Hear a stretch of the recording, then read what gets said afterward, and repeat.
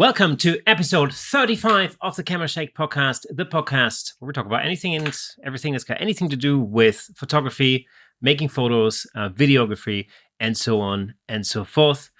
You can find us on Instagram. It's at Camera Shake Podcast. You can also find us on YouTube, clearly. And if you haven't subscribed to our YouTube channel yet, please do so because we want to make it to 100 subscribers. We're a few away from that just yet, but once we hit 100, we can actually name our channel. We can give it a custom name. I don't know why they do that, but that's just the way it is. So if you haven't subscribed, do that.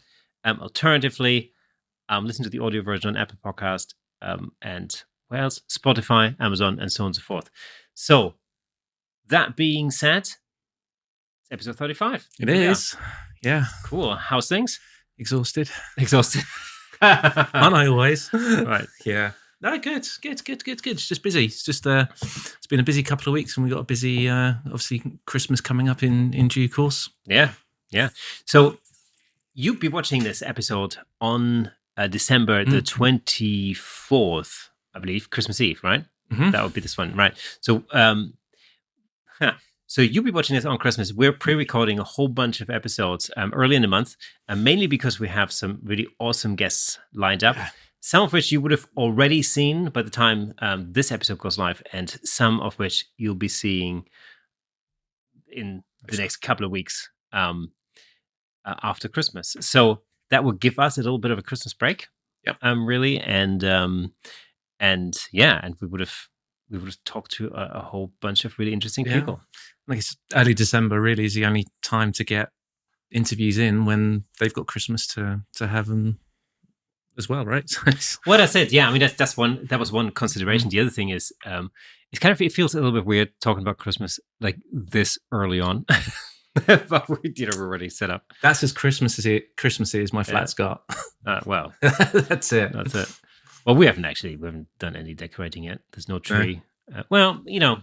Mainly because it's been such a busy term, really. Yeah. But also because I'm a little bit concerned that the dog will destroy any Christmas decoration that we'll put up. You can guarantee it. Yeah. So, I remember the first year I got one of my cats, and so she was just a few months old, had a fake tree at the time, and she decided, and she only did this 1 year, never again after that. She climbed into the fake tree, all the way up it, and sat on the thinnest plastic branch that you could find on there, and just sat there for about an hour and a half, just looking out. Too heavy now to do that. Fatty. Well, we had a couple of years ago, we had a real tree for the first time in ages. Mm-hmm. I'll never go back. Yeah, it's I really enjoyed it. I mean, it's kind of what I remember from my childhood. Yeah.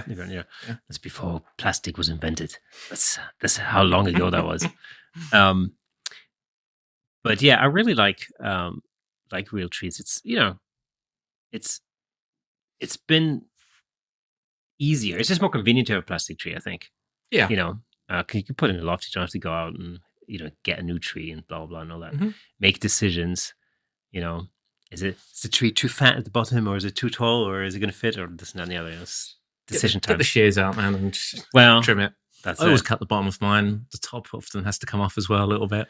So I remember this like every year, like when I was a kid, and my parents would get a Christmas tree, and it would usually be my dad who would go out and find like a Christmas tree farm or something and buy a tree, and then he'd come back and there'd be always something was never 100% right with the tree. Either it was too skinny and too tall, or it was too fat and too round, or whatever. It wouldn't like fit in the corner that was like dedicated to the tree or whatever. There's always something. Did you you must have. Did you ever watch National Lampoon's Christmas Vacation? I probably have, like years ago, with Chevy Chase. Yeah. Oh, goes out and cuts down his own tree, and it's just way too big. Yeah, breaks the windows. Brilliant. Oh yeah, love that film. Yeah.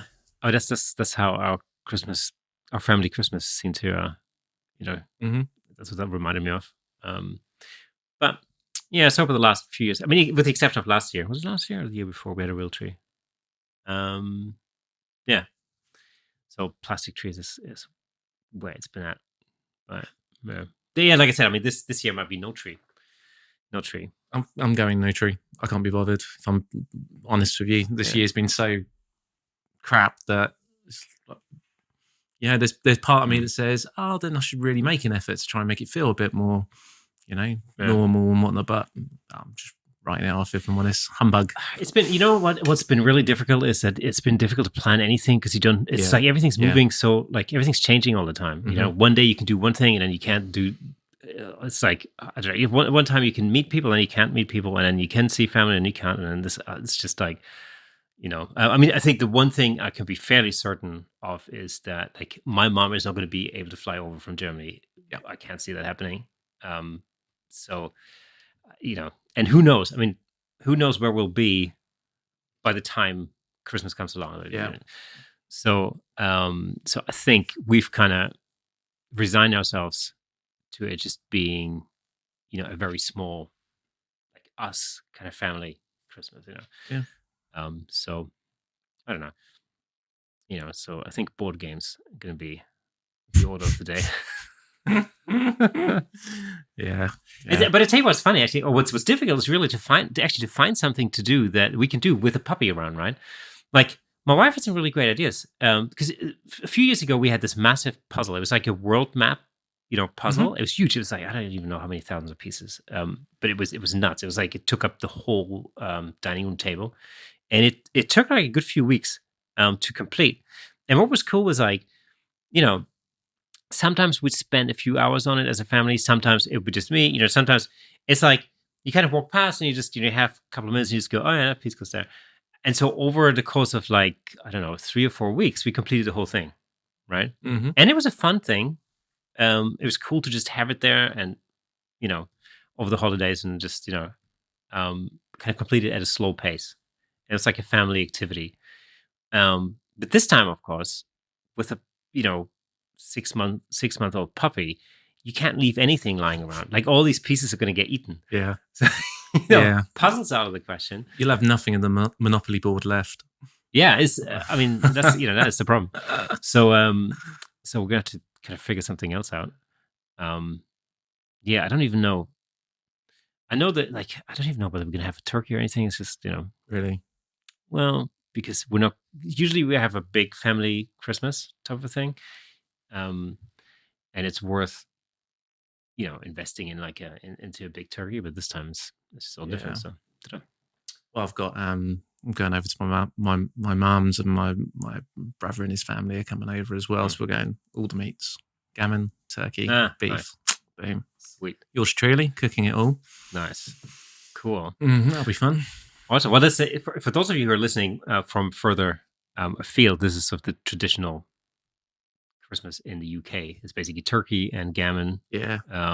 Is it honey roast gammon or something? What is it? Is that the thing? Yeah. All of that. Yeah. Cooked in Coke. And so, that's good though, man. Yeah. Yeah, I used to put steaks in Coke. Oh yeah. Yeah, and then put them in the barbecue. Oh. Yeah, it's great, man. If you put steaks in Coke and leave them like for overnight or something. I haven't had lunch. Yeah. Yeah. That or Jack Daniels. Mm-hmm. That works pretty well too. I did with a friend. We did a couple of mates years and years ago. We did Jagermeister coated ribs. Right. Yeah. Yeah, man. Barbecued them. Fantastic. Yeah, works well. Beer generally works well. Guinness, I've heard, works well. I haven't tried that, but Coke used to be the standard. Or JD. That would always work. Right, no more food. Nah, Stop. Tricky. Too hungry. Too hungry. Yeah. So that is so if you're listening from anywhere outside of the UK, get in touch and let us know what your kind of traditional Christmas festivities are, or do you celebrate Christmas at all or not? That'd be interesting to hear. Do you celebrate on Christmas Day or Christmas Eve? So in Germany, they celebrate on Christmas Eve primarily. In fact, a lot of Europe do. Yeah. So in Germany, where my mom lives and where I grew up when I was a kid, so we celebrate on Christmas Eve. So Christmas Eve is the big thing. Yeah. Somehow we've managed to talk about Christmas for 20 minutes. So he's like weeks from Christmas. Wow. Yeah. Should we talk about something photography related? Yeah. Okay. Cool. Why not? This is for a change. Yeah. This isn't the Christmas shake podcast. Anyway, amazing. It's it's good though because we've been we've been interviewing quite a lot of guests recently. Yeah, So it's been great. it's been awesome. But we haven't done one of these episodes for a No, while. I've forgotten how to do it. Yeah. Clearly. And today also, I mean, because we're recording so far in advance, it's almost like there's no real point in like talking about any tech kind of stuff, because by the time this will eventually air, it's like No longer relevant, or Yeah, everyone's exactly. already heard about it. Yeah, it's like we talk about Olympus now, that they probably most likely won't even exist anymore by the time this comes out, So let's not do that. So, but yeah. So photography. There's a couple of things we can talk about. Okay. Let's do it. So one of the things we did a couple of days ago was we went on our first little street photography trip, which was very cool. That was awesome. Yeah. What great fun that was. Yeah. It's cold to start with. Yeah. Sun came out. Everything got good. Yeah, absolutely. Yeah. I loved that. I absolutely loved that. We went to Brighton, and we got up ridiculously early to get down there. Hit some traffic. Brilliant. Yeah. And we went around we were there all day, weren't we? In the end, must have left. It was after dark anyway when we left. But what was interesting about this particular trip is that when we got there, we kind of made the decision that the shots that we were going to take that day were going to be primarily black and white. Yeah. So having to get your eye in for the type of shots for black and white is just ever so slightly different. And I've not really gone out with that intention of taking black and white photos before.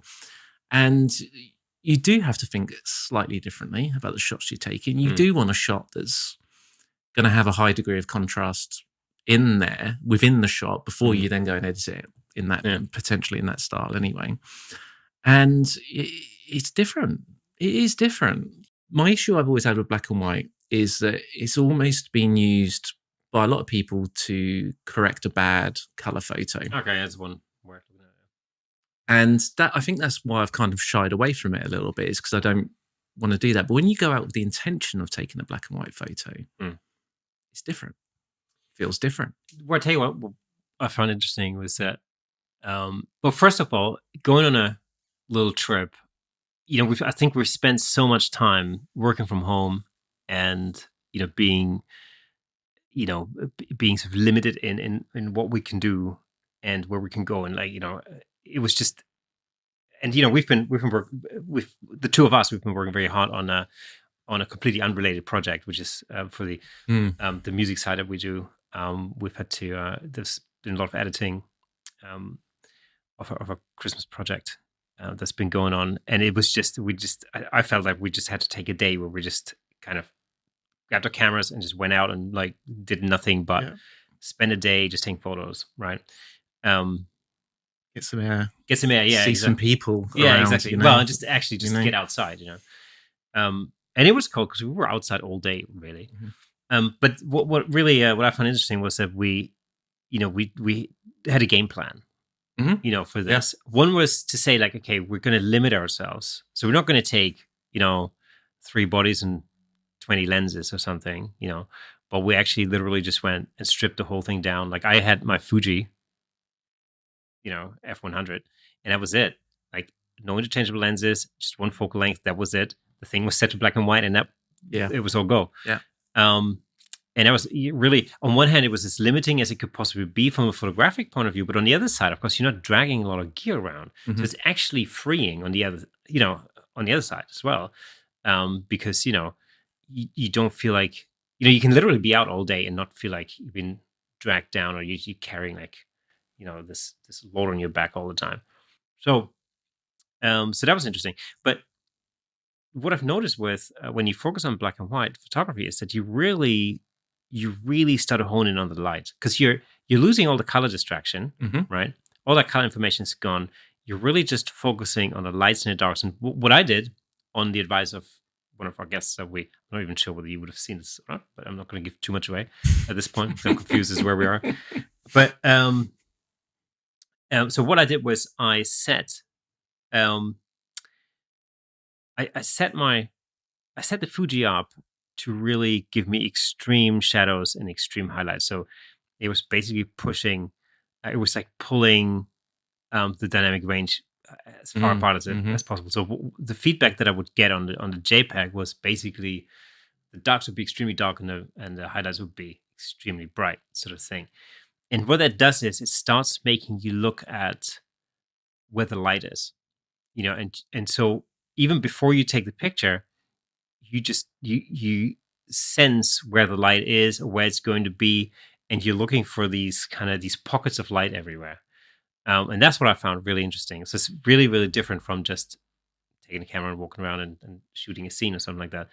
And then once you found that strip of light, let's say, or that pocket of light, you actually then have to wait for something interesting to happen in that scene, like a person walking through that or something like that. And that would mean sometimes you'd have to literally stand there for a few minutes,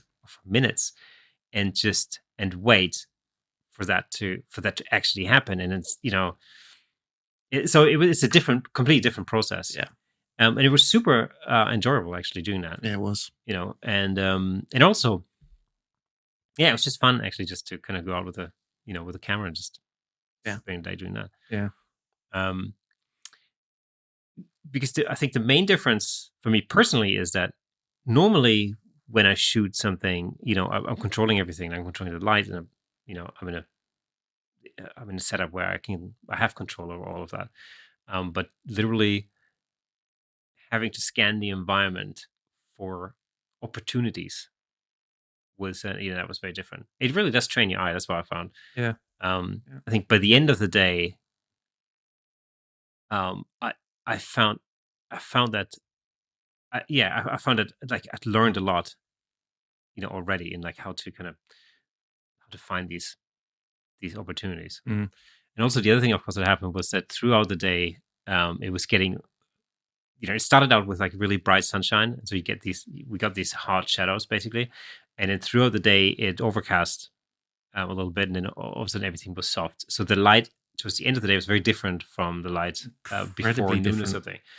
And of course, that really changes how you approach your photography with that. The very, very start of that day, where it was super harsh, was actually really difficult to control. Yeah. I found it very difficult to get my exposure right at the very, very start of the day. Then that, it wasn't getting overcast, but the position of the sun was changing a little bit and the intensity dropped a little, and it suddenly became a little easier because I guess it must be just the positioning, but light was showing up all over the place then. Yeah. And it's great. You could take lots of different shots and get quite a cool shot regardless because of the way the light was falling. Yeah. But then, as you say, that afternoon after lunch, it was so overcast that it's, I don't know. We'll see how many shots come out of that, but probably not as many as the morning. Yeah, I mean,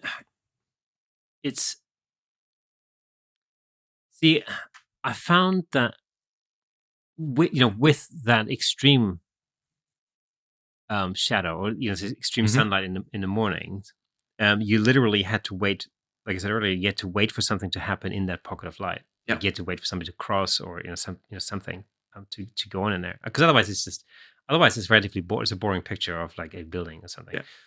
And I think that was another real kind of learning experience as far as street photography is concerned. It's actually what you're really photographing is, actions. Some kind of action has to take place in there, and there are numerous ways as to how you can depict action.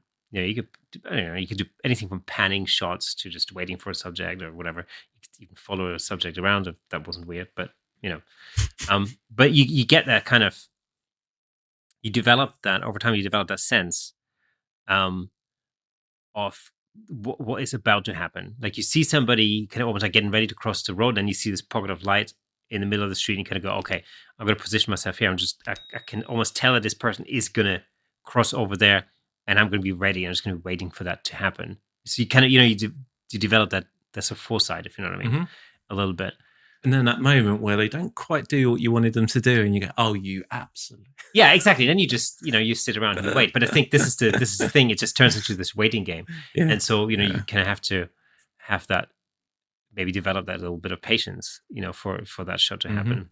And then, of course, a lot of the time there were some accidental finds. Like we came across some murals on like the side of buildings, or like some shop fronts that looked really interesting. Like there was a flower shop, for instance, that looked really interesting. Yeah, and of course we like, we were in a sense approaching it like tourists in that we didn't know the area very well. Yeah.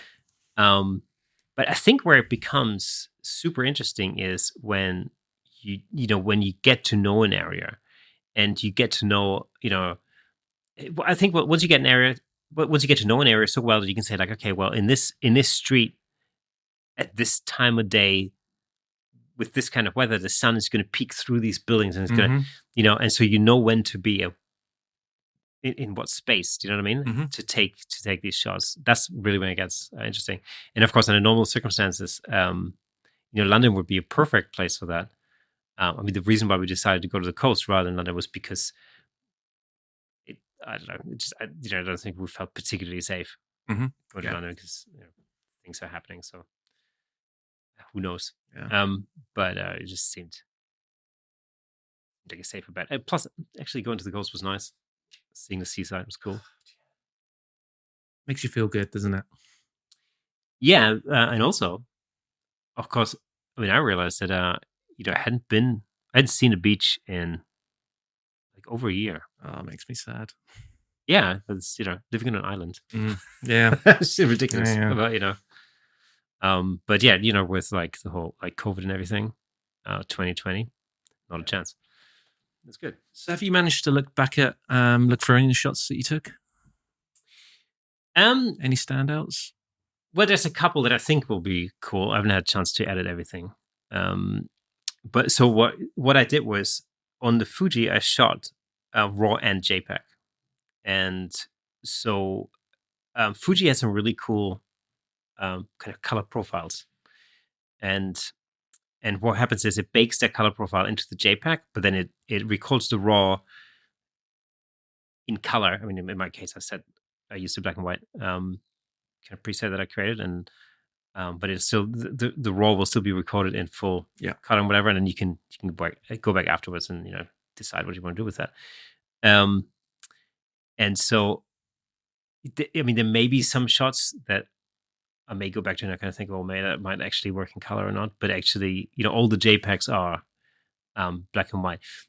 What I'm going to do, and I'm going to have to look into that, is I want to look at the color profile that's baked into the JPEG, and then start editing the RAW and see how much more flexible the RAW is when I convert that into black and white, and when I make that look like the Fuji color profile on the JPEG. So I'm going to try it just for fun. I'm just going to try and get that as close as possible, and then see if that's even possible. And secondly, if there's even more flexibility in the RAW, like, if you can pull things apart a little bit more, or, because you have a little bit more flexibility on that. That being said, of course, one of the things I hear all the time is that people say like, well, actually, you've got enough flexibility in the JPEG alone to, make alterations and stuff. So I just want to see what the sort of workflow could be. In other words, does it make sense to shoot both RAW and JPEG? Or can I actually forget about RAW? And would it be okay to, to only focus on the JPEGs? Or not, or what? So that's the kind of thing I'm not 100%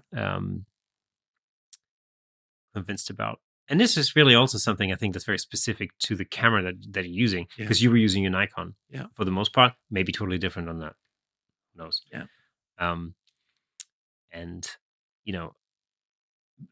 it was an opportunity to kind of get for me to familiarize myself with that particular Fuji camera as well a little bit in this situation, because I hadn't really used it for street photography in that sense, and certainly not for like all out black and white. So we'll see. I do. What I expect is that some shots are going to be cool, some shots are going to be some shots are going to be rubbish, and then we'll just see what the takeaway is from that. Yeah, exactly. For next time, I've been for quite a number of mine already, and pretty much that. Some have come out really, really cool. A lot more than I expected. Yeah. Which was great. Some are like, oh, that's all right. I'd still be happy sharing that. And some of you go, I'm just going to delete that. I don't. I leave it there, but it's X'd off, and just I don't look at that. And I've edited a few as well, which was really interesting. As I said earlier, I've always kind of shied away from black and white. So editing these in black and white was quite a different experience for me. So I did some research and whatnot, and it was a lot of fun. It was a lot of fun editing these, and I went through 3 or 4 different kind of versions on a few of these to slightly different styles, and I wanted to save what I'd previously done just in case I just see what I liked. Try out a different thing. I tried some matte looking kind of versions, some Ansel Adams style, real high contrast stuff, and which is kind of what I've ended up settling on as my favorite for right at the minute. And learned something about Lightroom, which I hadn't previously been using, and simple holding down Alt and moving your black and white slider. Oh, really? Okay. So simple. Yeah. And I'd never really got to grips with that for whatever reason before. Yeah. Makes all the difference, though. Yeah, for sure. Yeah. Really simplifies that process. And things like that, and using a lot of filters and not filters, masks and brushes all over the place for it to make it interesting to manipulate the light in that particular photo. And I loved every second of it. Yeah, you can do so much more than I think I realized you could do with a black and white photo. Yeah. See, this whole experience really made me think, it got me thinking about different ways of simplifying things. Because on one hand, I thought, we'd focused on simplifying the process of taking the photo, as in like, one camera, one lens, very simple setup. I would just basically walk around and take pictures and everything. And then I kind of thought, well, what if, you can really get the process to the point where you literally don't even worry about post-processing. Like you literally, it's like, shooting on film. You basically, it pretty much is what it is, right there and then. And that's why I was interested in changing adapting the color profile in the Fuji, at source essentially, because I wanted to see how good out of the camera I could get those images to be, and the one thing I've always found with that particular camera is that the rear screen I actually think is really good. And it's really nice and full and contrasty. And often what's happened is the images on the screen actually look better to me than they did when I then had them on the computer, right? So there's a danger there because you can think like, all right, that looks cool. And then when you put it on the computer, you're going to go, oh, no, it doesn't. And then, of course, you got to go in and do a lot of stuff to it in post. I mean, you've got Nikon where who knows what that screen's actually showing you? It could be anything. But so it was kind of trying to get to the point where you can kind of hone that in so that you can actually get to the point where it's that photo. And then the next step on from that would be to think like, what if we did that with a film camera? Like, what if we actually shot film? And that then got me thinking about, hey, wouldn't it be cool to do that with a Polaroid? And stuff like that. So anyway, so it just, in many ways, it just made me think. It forced me to think differently about taking pictures. Yeah. And that's really refreshing and it's cool and it's different because it's so different from what I would normally do. So it's cool. But and this is why it's so important to go out and do days like that where you're doing something you don't always do, because you will, like you say, will learn 10 different things on that day. You'll apply that to your everyday photography, what you normally do. Yeah, you'll be able to apply something that you learn there to that. No question. Yeah, and I think you can vary the limiting factors as well at the beginning. Because one of the things that we said from the very beginning, it's like, okay, let's make this a black and white thing. So we're just going to shoot black and white all day. But of course we could say, okay, well, next time we'll go and we'll shoot color. Because in the evening, I don't know, you remember in the evening when the sun came down, there were some amazing colors in the sky. Yeah. That was like, whoa, okay, awesome. And although I've taken some black and white shots of the pier and, and that kind of sky, they look awesome. And they're very like Addams Family style, they really remind me of like images from the 1930s, 1940s, that sort of thing. And they look very cool just for that. But of course, then I did a sneak peek at a couple of the color raws, and some of the colors in sky are flipping phenomenal. So there is, there's an argument to say, okay, there's some shots where the color actually really works. Because there were some like, it's a cool sky. It was like purples, like there were like lots of pinks in there as well. Pinks and purples. So not just the standard kind of reds and oranges and yellows, but also there's like a lot of pink and purple in there, which was awesome. Push a bit more magenta into that, and you'll be lovely. Yeah. So you know what I mean. It's like there were those rich colors, and of course you can think, well, it's a good opportunity. I don't know. You did some sort of long exposure stuff. Yeah, I've looked at some of it. The one I have really looked at is I did one because I've been enjoying my light trails lately, and so I took one light trail photo, and I've switched them to black and white previously, and they just never really worked for me. But this one particular one that I took that day works really, really well in black. I like the color too. The color looks great. Yeah. Interestingly, the color version looks great with the edits that I've done in black and white.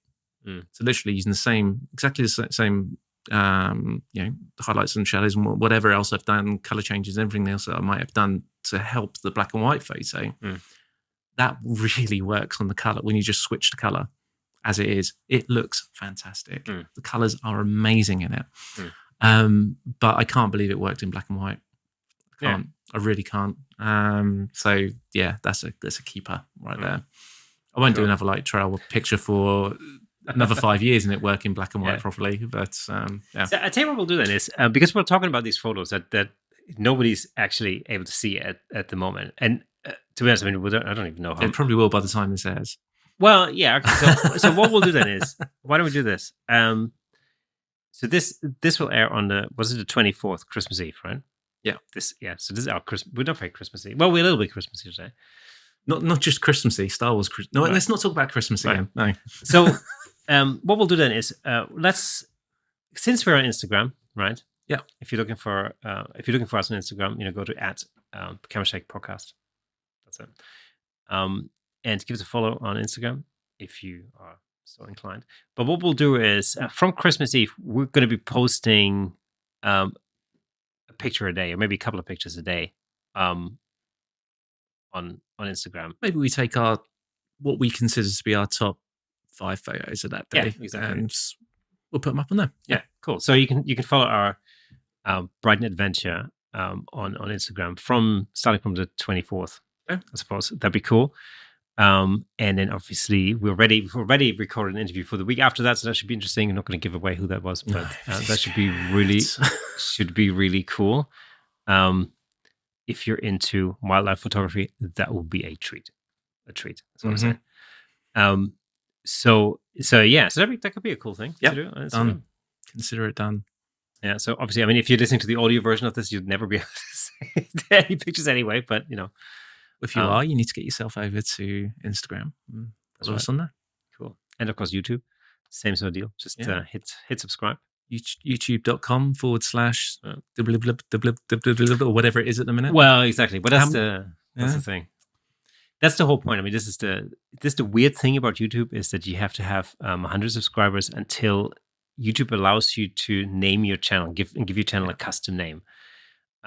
So that you can actually say, our YouTube channel is, I don't know, youtube.com/Camera Shake Podcast, for example. Yeah. And at the moment, it's youtube.com/ something.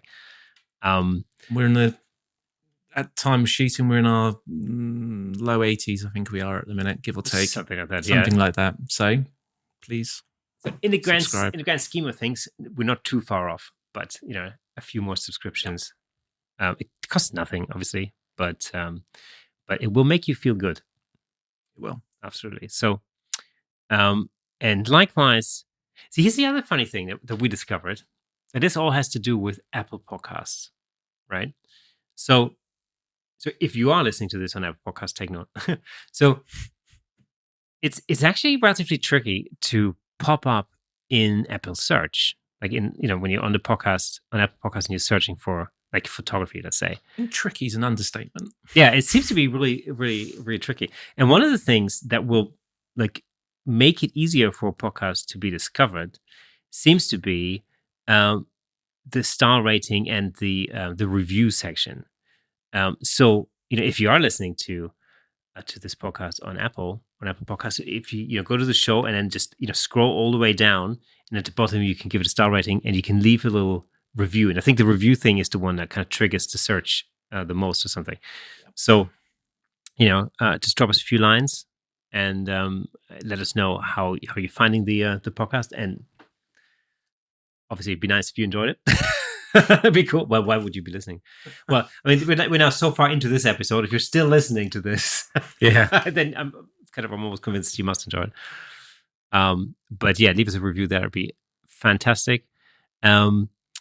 Likewise, we like to shout out some listeners on the show. So if you're in Taipei, if you're the person in Taipei, wow, then get in touch with us. It'd be awesome to have a chat and see where you're at. I've not seen that.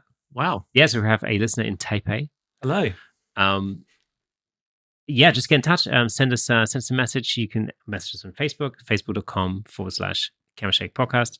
Send us a message or messenger or something. That'd be cool. Or you can email us at camerashakepodcast@gmail.com. Or you can find us on Twitter and all that kind of jazz. The Twitter handle will be down here. It's @ShakeCamera, isn't it? It is. Yeah. So, obviously. So yeah, anyway, get in touch. It'd be super awesome if you're the person in Taipei listening to this. That'd be very cool. We've been thinking about quite a number of different photography projects. Yeah. In fact, you started a little Instagram kind of project. Yeah, I did. Recently. Yes. It was one of those where there's kind of two reasons behind it. One was I wasn't feeling particularly good in general. Just all this, we've talked about this on previous episodes and whatnot. The whole situation out there, lockdown, and not seeing people and all that, has just got on top of me a little bit. So I've figured I need to pull myself out of that and give myself a little creative project. And I was walking down my sort of local high street and realised I'd never actually, other than maybe a couple of iPhone photos here and there, I realised I'd never actually taken a photo or photos of where I live. And where I live is stunning. A gorgeous, gorgeous place. I'm very fortunate to live here, and I've lived in the general area for my whole life.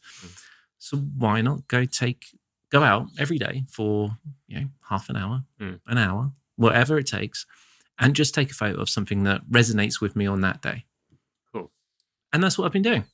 And it's been great fun. I'm seeing little things that I haven't seen before. I'm kind of going through phases of this as well, because it's a very small place. So there's only so much that you might want to take a photo of, or you can be bothered to keep going. I've run out of ideas of what to take now. There's a tree in the sun. There's a tree at night. Yes. There's a tree in the snow. Exactly. Yeah. So as I've gone through it, I've decided, I've landed on doing a load of going out in the evening instead, because the nights have been drawing in anyway. So I started doing a load of light trials in different locations that look quite cool. So I've been doing a lot of that as well. So it's been helpful just to be a bit more creative and making myself go out and take a photo every single day. Yeah. If I'm brutally honest, I didn't go out every single day. Because I knew certain work aspects were going to get in the way and I wouldn't be able to do it. So knowing in advance, I might take 2 or 3 on one day and just make sure that I've got something to put out. But yeah, I've enjoyed it. I've enjoyed it. Cool. Yeah. There you go. That's my little project at home. Yeah, it's an important thing, I think, to come up with a project like that. Yeah. Especially when you're in a situation like the one that we're in at the moment. We talked about this over the summer quite a lot. When you find that you're almost imprisoned at home and you can't really do the things that you want to do, and it might be a good idea to just have a rethink and come up with something different. and just even if it's just posting a photo a day, Yeah. you know, Yeah. that can definitely help give you like your purpose. Yeah, I think. exactly, and it has been helping for sure. Interestingly, do you remember when we were doing a car shoot around my way a little while ago, and we got politely asked to vacate the area? Yeah. Mm-hmm. So that happened to me. Oh, right, really? Okay. Yeah, I was taking a long exposure at just right outside the main kind of college, right. Which looks, it's a cool shot actually. It looks right down the high street, and again, getting the light trails going and whatnot. Look, it's really cool photo I got in the end. And I think he was they call them masters and dames at Eton College, right? Right. Not teachers, masters and dames. Okay, right. I wasn't aware of that. So one of the masters was walking past, didn't say who he was. So he was anybody as far as I was concerned. And I wasn't on private land, I was on the street, just to be clear. And he said, what are you filming? I'm not, I'm taking a photo. All right. Don't take them of the students and whatnot. And I said, I'm not. It's the middle of the night. It was like 5 p.m. Right. It was dark. Yeah. It was just cars going by. They finished school, and I was just taking a shot of I'm just taking a shot of the architecture and down the street. I said, all right. I said, do you work for the college? She said, yeah, I do. I wish you'd said, because I would have been a little more receptive to talking to you about. So So just to be clear, is there an issue with me taking a photo here from the school's perspective? And he said, no. I just need to make sure. Yeah, okay, great. Then just say that to begin with. It's just, please just be. I want to talk to you. I was just taking a shot at that moment when you started talking to me. So, just to introduce yourself, say who you are. I'll show you what I'm doing. Yeah. And that was it. And I did. And I said, look, this is what I'm doing. If you'd like it, this is where you can find it afterwards as well, if you want. Well, see, I mean, this approach has worked for us on several occasions. In the past when we took photographs of cars, in the same area, the general area. Yeah. Normally when you show people what you're doing, they're usually quite happy with it. On the last occasion, that didn't work. No, it didn't. Which, interestingly enough, I have learned since that they didn't actually have a right to move us on from the location that we were at that moment. I mean, I think there very often are questions about this, but then, do you really want to cause a confrontation? No, and you don't. What's the point? What's exactly. the point? Well, that's it. Because you're then just going to look back at that any photo that you have got at that moment and go, don't like it as much now. Well, plus you're then forever going to be on their hit list. In the future. Yeah. So, and you just give photographers in general a bad name, and it's not worth it. It's not worth it. Yeah, I mean, I think when we're at some point in the future, when we're able to go into London to do some street photography, I'm sure we're going to come across that, especially in the Canary Wharf area and stuff. I know that security is hot on your heels when it comes to photographing any of the landmarks. But then a lot of that space is private property. Although it may appear as though you're on public land, a lot of it is actually private land. And so therefore there's there's a lot of security. It's teeming with security, apparently. And I'll move you on. So should that not be signposted?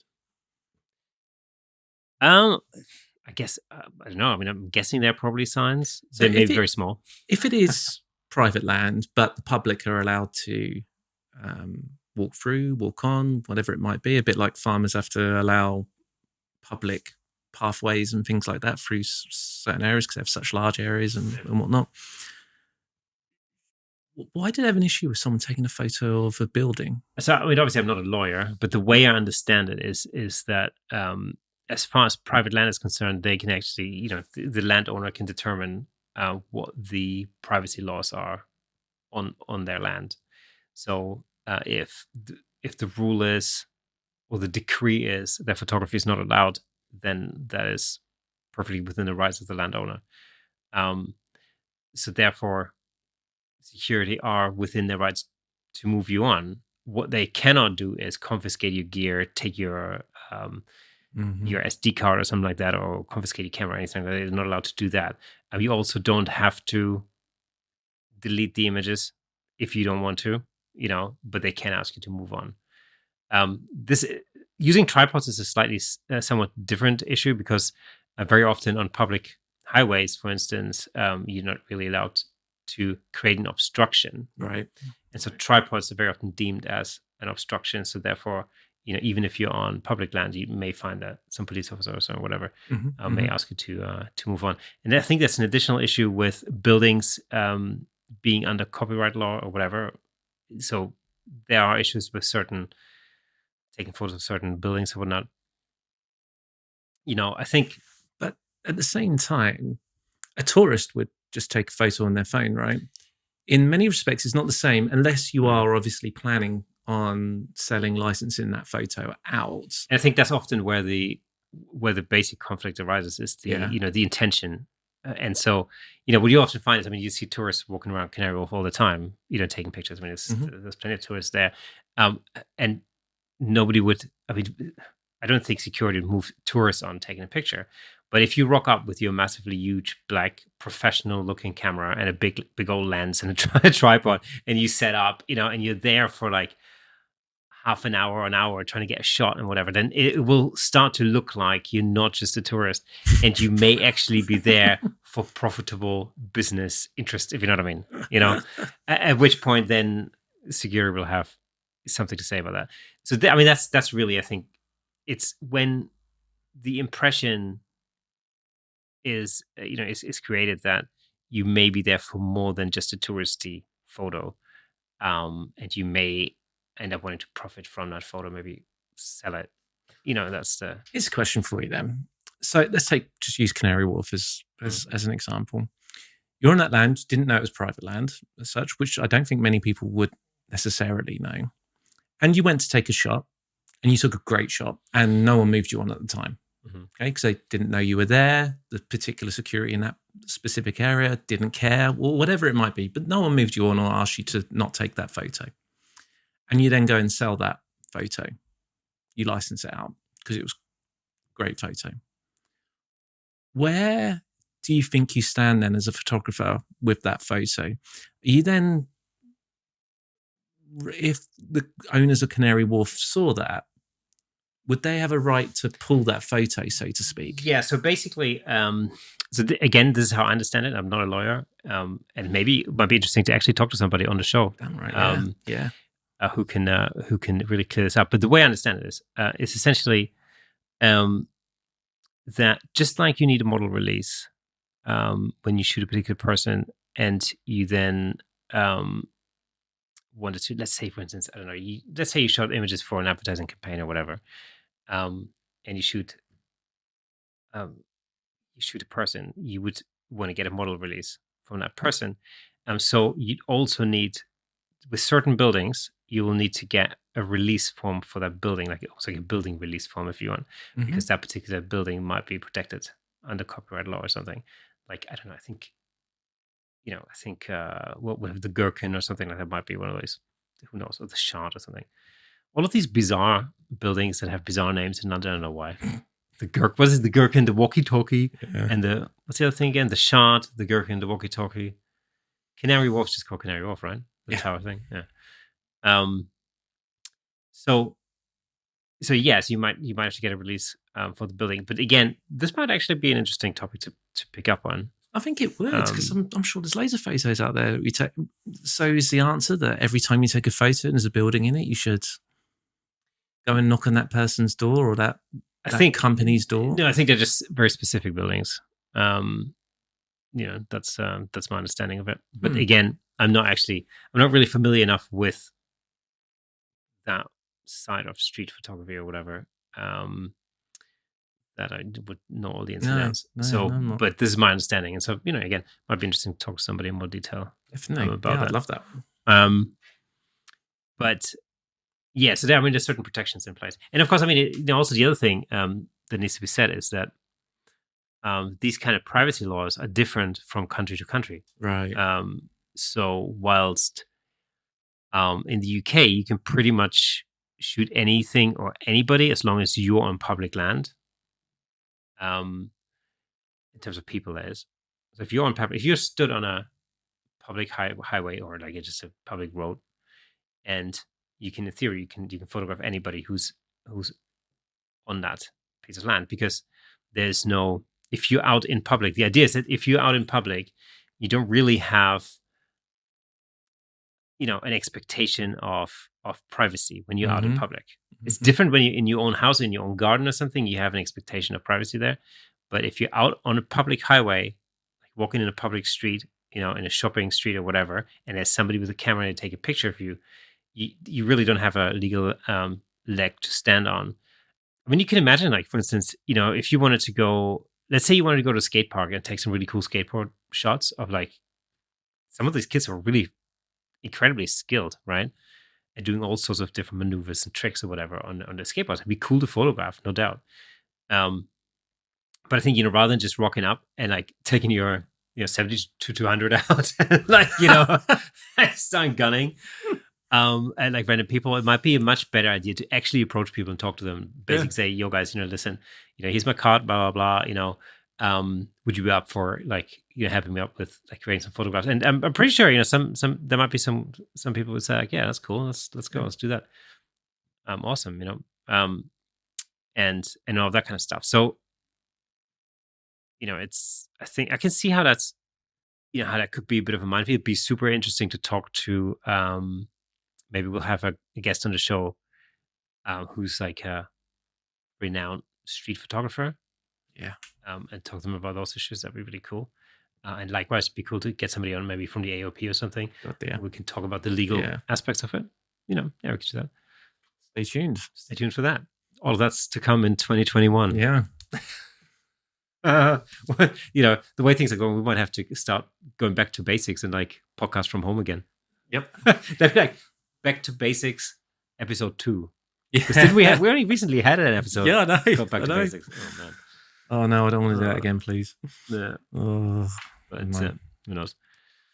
Right. So, best of 2020. Nothing. Nothing good has happened in 2020. Well, yeah. We started this podcast. That was one of the things. Yeah. It's almost counterintuitive to think about the good things that have happened in 2020. And at the same time, it feels like so many bad things have happened that it's almost a necessity to look back and to find the kind of highlights. Totally agree. So, generally speaking, we'll talk about like our favorite bits of within the podcast and thing. Anyway, but so generally speaking, what were you like on a personal level? What were your like highlights of 2020? Let me see. You just said it a second ago. Certainly, one of them has got to be starting this podcast. It's been, it's been quite an amazing 35. Is 35? 35 weeks? 35. It's been quite an amazing 35 weeks.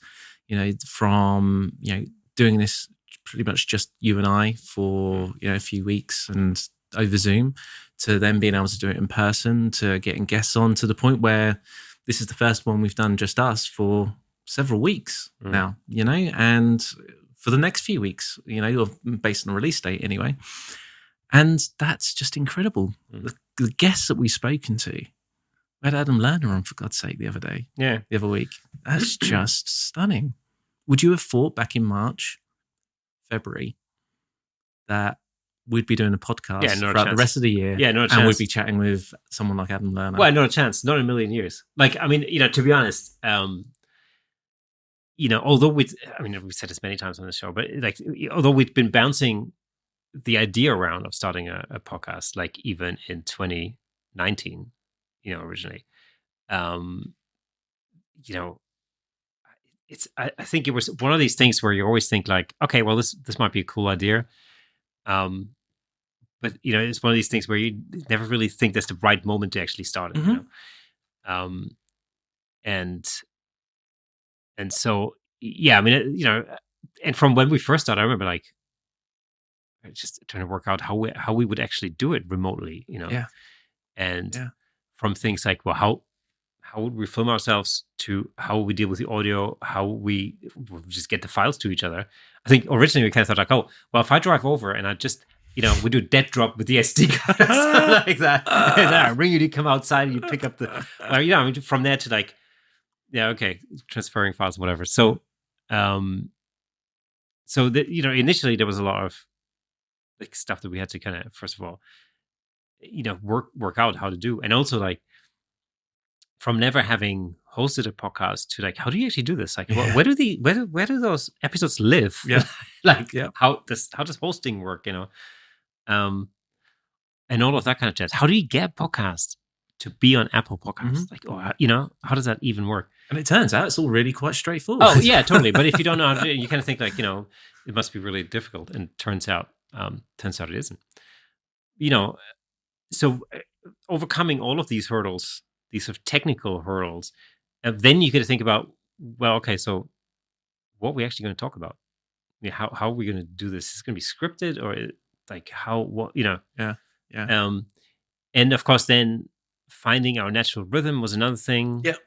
I think, and ultimately, you always find a reason not to start something, because you always find like a thing like, oh, we've got to work on this, we've got to work on this, we've got to find a name for it, to like, what's the logo going to be, all of that kind of jazz. That honestly, that stresses me out, and lots of people are like that, and they like it for good reasons, and I've certainly been like that in the past as well, and I don't buy into it. I haven't done for a long time. Why does something need to be perfect before you start doing it? All you're doing is being afraid exactly. of not putting something out that's not pristine perfect.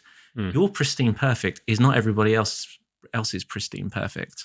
It's because you're so protective over what it is you're creating. People don't see it that way. I don't think.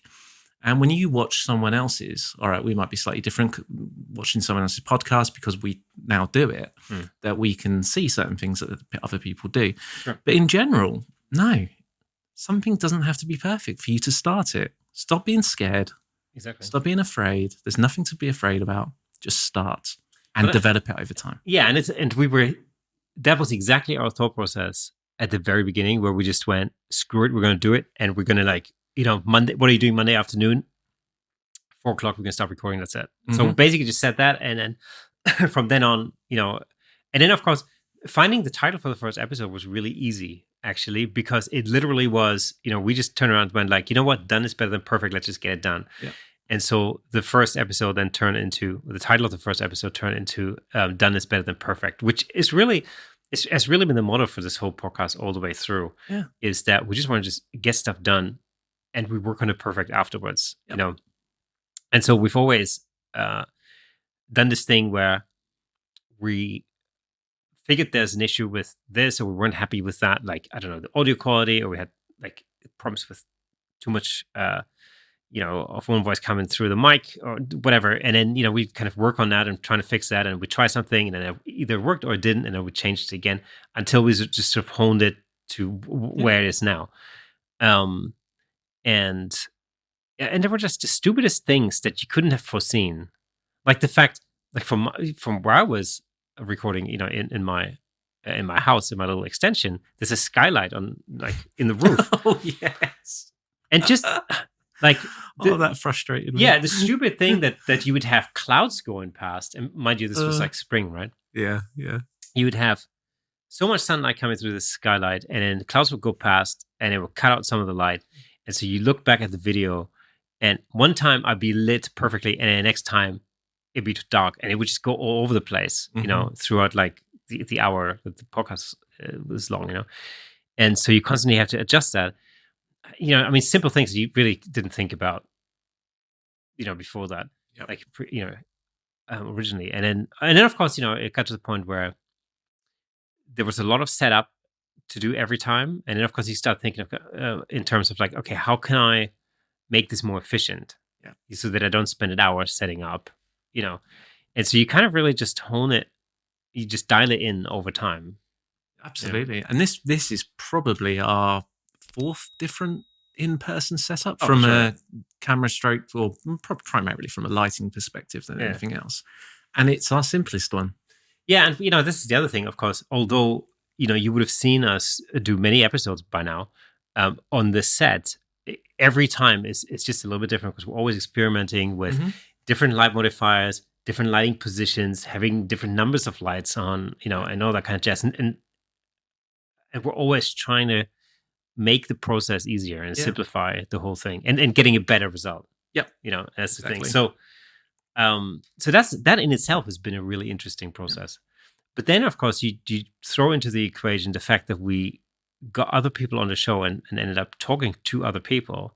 And on one hand, it's the kind of the photography professionals that have given up their time to talk to us, which again, at the beginning, not in a million years. I mean, we didn't even really think that we would have guests on the show. Not at first. No, in the very beginning. It was more like, we talk about photography and making videos and whatever all the time, so might as well, record ourselves and just, let other nerds listen to the same thing. But then, we had an opportunity to have a guest on the show. It turned out to be really cool, and we kind of thought, like, why don't we do that more often? And initially, we had guests on that, that we knew, sort of thing, and then it's just derailed from there, where now we seem to have guests on that are getting more and more, necessarily only more interesting, but also like it's gone into so many different areas of photography. And again, we've said this many times, but every time we talk to somebody about a niche in photography that we don't necessarily have that much experience with, we'll learn something new. And even when we interview somebody like who is, let's say, a headshot photographer, I always learn something new there, because everybody's got slightly different methods and ideas and just thoughts about the subject that just makes it interesting, and it just wakes you up sometimes. And you kind of go, well, actually, I hadn't thought of it in this way. And as an end result, it makes you a better photographer. And that's kind of sort of the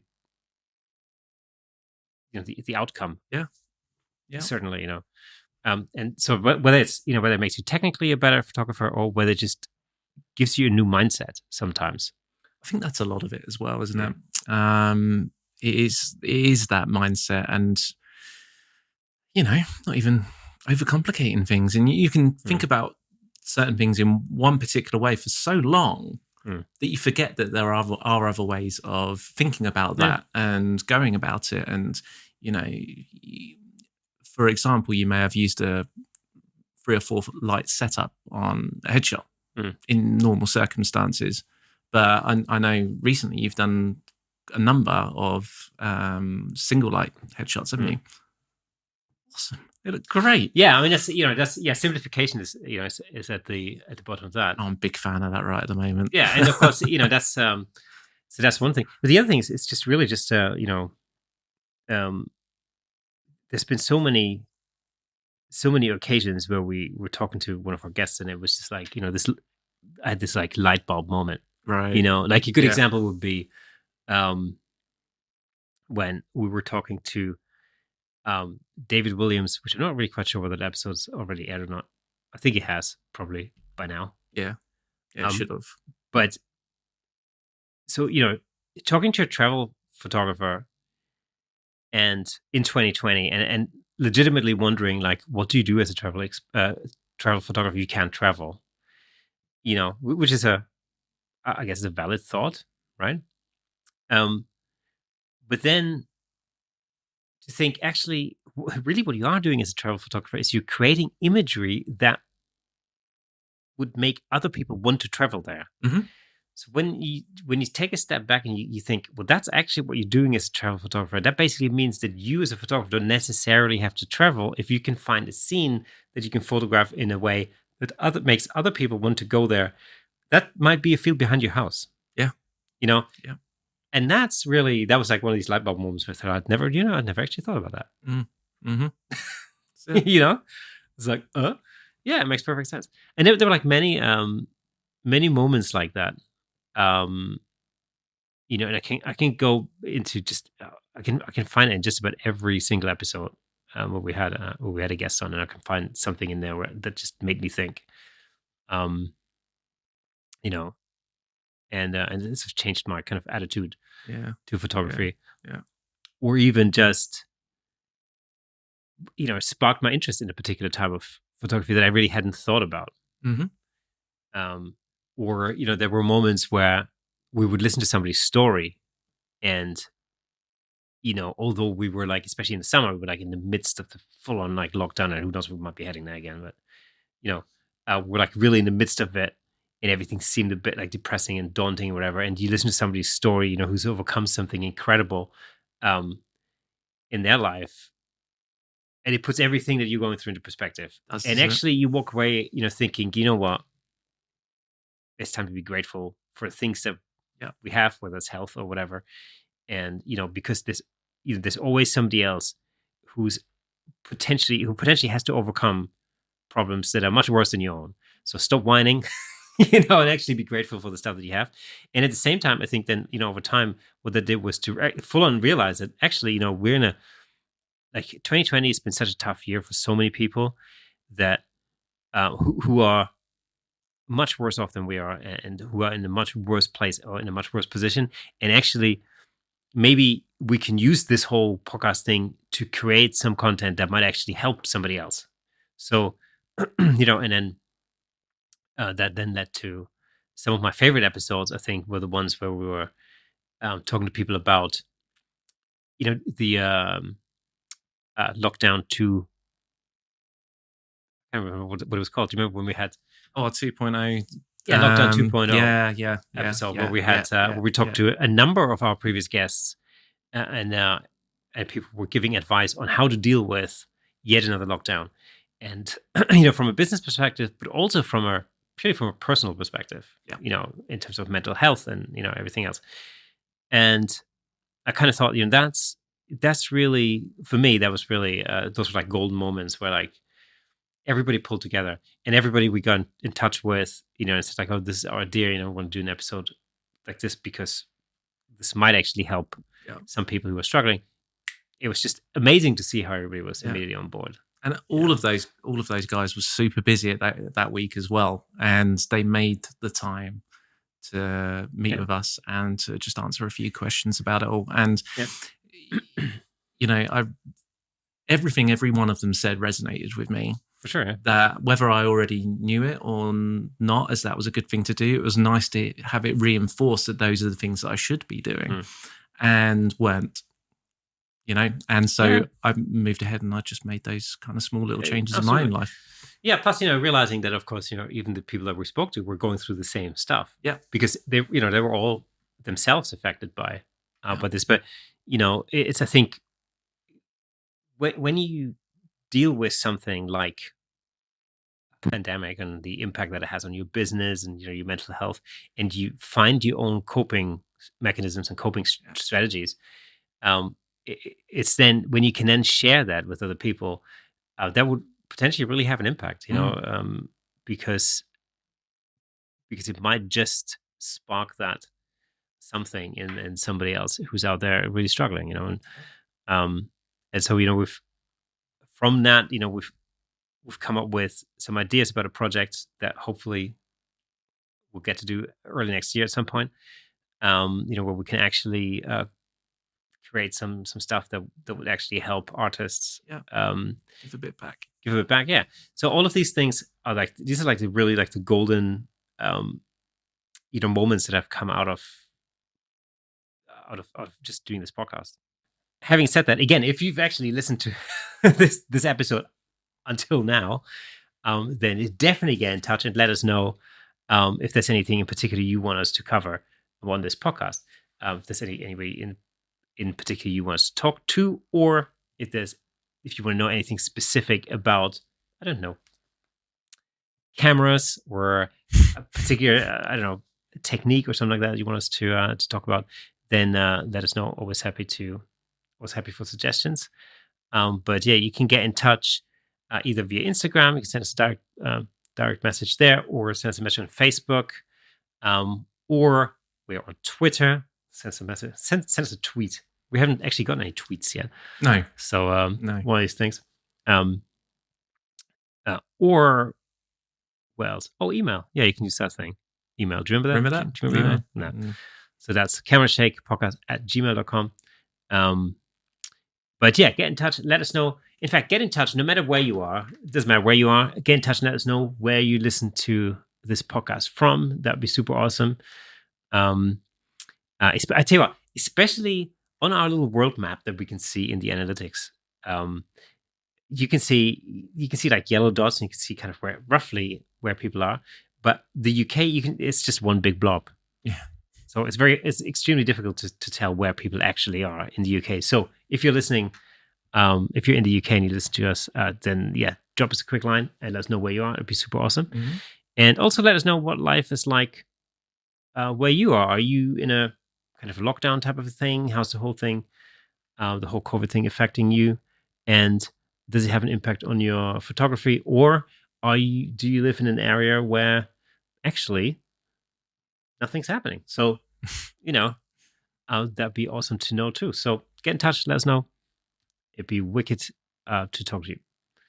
With that in mind, I think we've come to the end of episode 35. Well remembered. Cool. It's getting a little bit. I tell you what, it is actually getting a little bit tricky because we've been pre-recording quite a few of those episodes, like quite a few interviews, and it's been tricky to keep track of which episode this is going to be in the. I'm going to start pinning it up above the camera. Yeah, true. So, anyway, have a good Christmas and make sure you keep listening and have a good time. Stay safe.